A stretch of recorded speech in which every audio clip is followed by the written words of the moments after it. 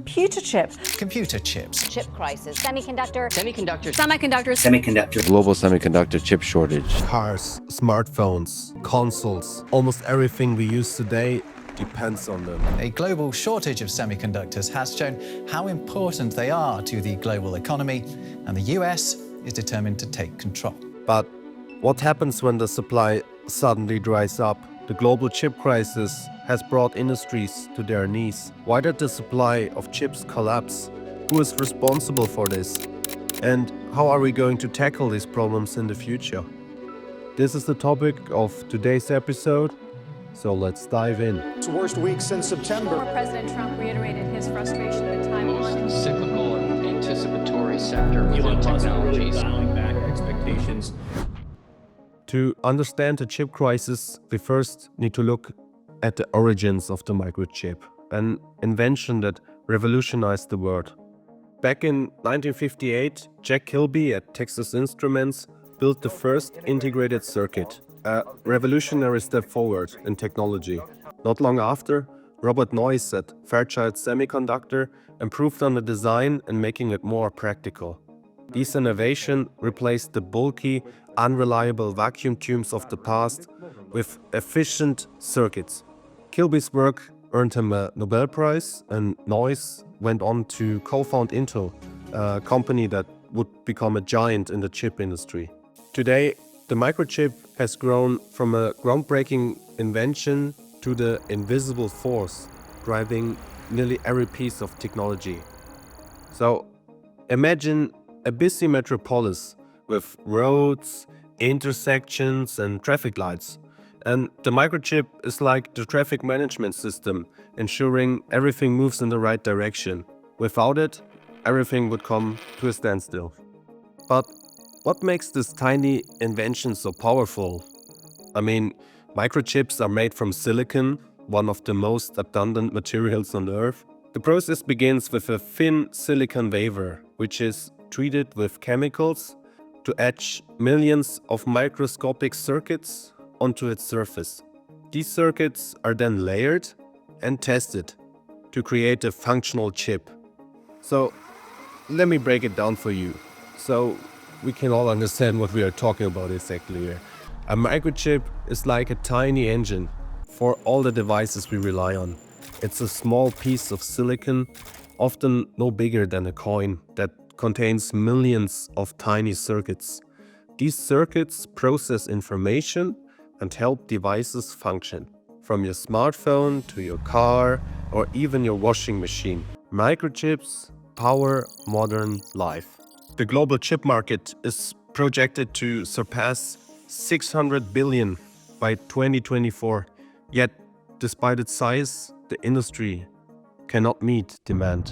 Where are we then in this crisis around chips? Fran and I were discussing it's definitely not the end of the story. Are we getting at least close to some kind of resolution? Elon Musk really dialing back expectations to give themselves a little more operational flexibility with this ongoing uncertainty regarding the chips. Just was shocked at how little product there was on the shelves. I mean, you could have gone bowling in there and not hit a thing. So, why is there a crisis? I mean, there was never an engine crisis in the car market either. But since we're talking about complex technology, the causes of this crisis are also more complicated. But we broke it down in three main reasons.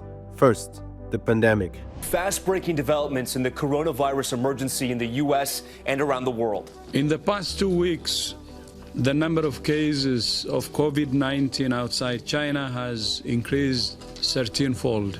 To speak with you about our nation's unprecedented response to the coronavirus outbreak. When COVID-19 hit, factories shut down, especially in chip-producing countries like Taiwan, South Korea, and China. Meanwhile, demand surged as we bought more devices for remote work and gaming. Secondly, global supply chain issues. Modern chip production is a masterclass in international collaboration and complication. To understand this, let's break down the journey of a single high-performance chip for a smartphone. First, USA. dominates in chip design and architecture with companies like Intel, AMD, Nvidia and Qualcomm. Secondly, Japan supplies high-quality raw materials like silicon wafers and specialized chemicals for chip production. Third, Netherlands, home to ASML, the sole producer of lithography machines, essential for cutting-edge chip manufacturing. Fourth, Taiwan leads in semiconductor fabrication, with TSMC produces the majority of the world's most advanced chips. Together, these countries form the backbone of the global semiconductor supply chain from design to manufacturing. In 2021, the Suez Canal blockage highlighted just how vulnerable the global supply chain had become, further delaying shipments. Ports became clogged and ships' costs skyrocketed. Lead times for chips stretched from weeks to over a year. When the world realized the magnitude of the chip crisis, chaos unfolded fast.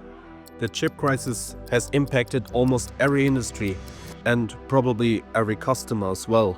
I mean, have you tried buying a PlayStation 5 during the pandemic? I mean, everyone was at home and was trying to get some entertainment, and you couldn't get it. It wasn't available. For example, graphic cards. Also, there was Bitcoin mining. It was a mess. Third, political tensions. Taiwan is a key player in chip production. Rising tensions between China and Taiwan, coupled with the US-China trade war, have made the situation even worse. And as the world scrambled to fix on one crisis, it became clear. This wasn't just about chips anymore. It was about power, economic power, political power, and technological power. And the consequences would shape the future for years to come.